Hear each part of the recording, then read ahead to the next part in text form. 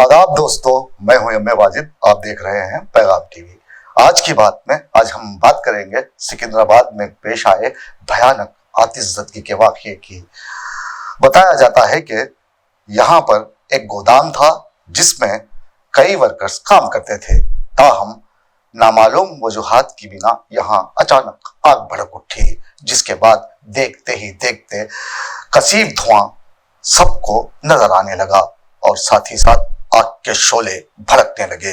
देखते ही देखते आग सारी इमारत में फैल गई, जिसके बाद आग फुरो अमले ने घंटों मेहनत करते हुए आग पर काबू पाने की कोशिश की और जब ये न्यूज आप तक पहुंचेगी तब तक शायद आग को ठंडा कर दिया जाएगा, ये मुमकिन है। लेकिन इस हादसे में एक शख्स के मरने की इत्तला मिली है, जबकि 3 अफराद के गुमशुदगी की इत्तला है। आग फुरो अमला कोशिश कर रहा है कि फंसे हुए अफराद को बाहर निकाला जाए। क्या है ये मामला, आइए देखते हैं हमारे नुमाइंदे मोहम्मद फारूक की ये रिपोर्ट। आग में झुलसकर फौत होने का तस्वुर ही इंतहाई होलनाक है, लेकिन जिस पर यह गुजरती है उसका क्या हाल होता होगा और फिर उसके चाहने वालों पर क्या गुजरती होगी, ये सोचकर ही इंसान के रोंगटे खड़े हो जाते हैं। शहर हैदराबाद में आए रोज आग लगने के वाकयात होते ही रहते हैं, जिनसे कीमती जानों के साथ इमलाक का भी बहुत नुकसान होता है। हम किस कदर गाफिल लापरवाह हैं कि हादिसात पर हादिसात हो रहे हैं, इंसान अजियतनाक मौत मर रहे हैं। आज पेश आए आतिशज़दगी के वाक़ये ने सारे शहर की तवज्जो अपनी जानिब मबजूल करवा ली। ये वाक़या है सिकंदराबाद का, जो राम गोपालपेट पुलिस स्टेशन के हुदूद में आता है, जहां मौजूद एक इमारत में भयानक आग लग गई। ये इलाका नल्ला गुट्टा है, जहां पर दक्कन स्पोर्ट्स स्टोर्स है, जिसमें अचानक ही आग भड़क उठी। इस अलमनाक सानहे में एक शख्स के झुलस कर फौत होने की इत्तला मिली है, जबकि आग फुरो अमला आग पर काबू पाने की कोशिशों में मसरूफ़ है। अब इस आग ने कितनी जिंदगियों का चिराग गुल कर दिया है और अभी इस इमारत में कितने अफराद मौत व हयात की कशमकश में मुब्तला हैं, इसकी इत्तला नहीं मिली। लेकिन गैर सरकारी इत्तला के बमूजिब अभी ऊपरी मंजिल में 3 अफराद के फंसे रहने की उम्मीद जाहिर की गई है, जिनका सुराग लगाने के लिए हुक्काम जदीद तरीन टेक्नोलॉजी का इस्तेमाल कर रहे हैं। ड्रोन्स की मदद से इमारत के अंदर की सूरत हाल जानने की ओहदेदार कोशिश कर रहे हैं, ताकि मलबे में फंसे हुए झुलस कर मरने वालों को बाहर निकाला जा सके।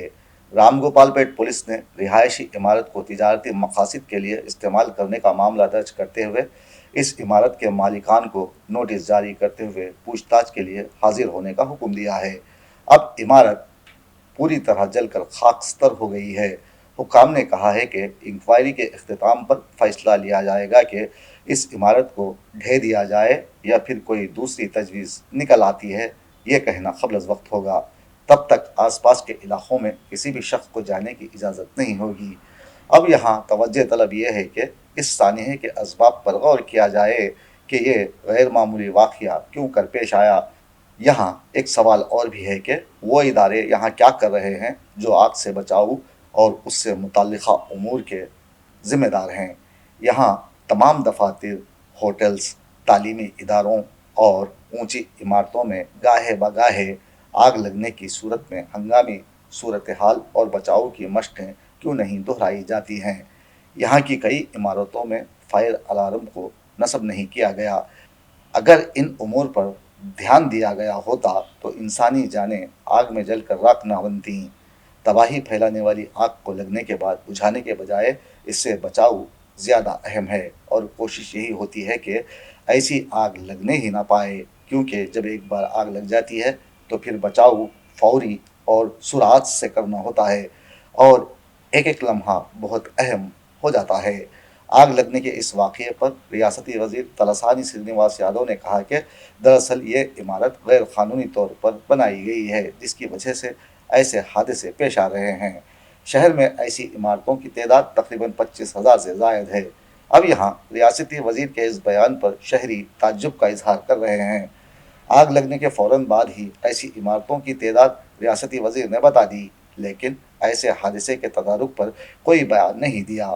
دوسری جانب مرکزی وزیر کشن ریڈی نے کہا ہے کہ آمدنی کو بڑھانے کے لیے اس طرح کی غیر قانونی تعمیرات کی اجازت نہیں دی جانی چاہیے، اور ریاستی حکومت بجٹ کے حصول میں اندھی ہو کر غیر قانونی تعمیرات کو ریگولرائز کر رہی ہے، جس کی بی جے پی شدید مذمت کرتی ہے۔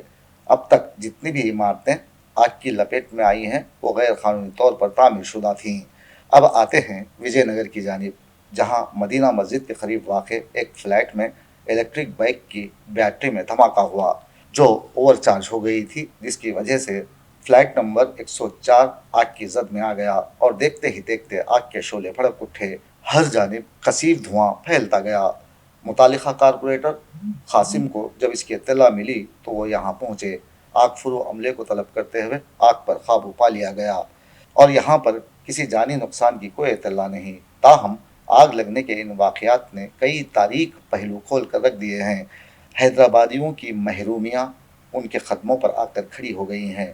بھوک، ننگ اور افلاس کا خط ہمارے قدوں سے بڑھ چکا ہے اور بے بسی خوفناک حدوں کو چھو رہی ہے۔ بھوک کے وحشی ناچ نے چھوٹے بیوپاری اور اونچی عمارتوں میں مزدوری کرنے والوں کو موت کا جھولا جھولنے پر مجبور کر دیا ہے۔ بے روزگاری کی آگ میں جھلسنے والے پنکھوں سے لٹک کر خودکشیاں کر رہے ہیں۔ ناانصافی اقربا پروری کی کوکھ سے وحشت جنم لے رہی ہے۔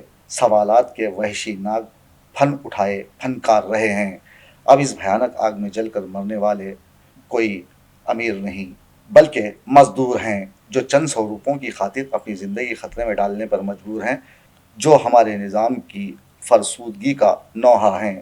اب یہاں حکومت کو چاہیے کہ آگ لگنے کے واقعات پر قابو پانے کے لیے اہم ترین اقدامات کیے جائیں۔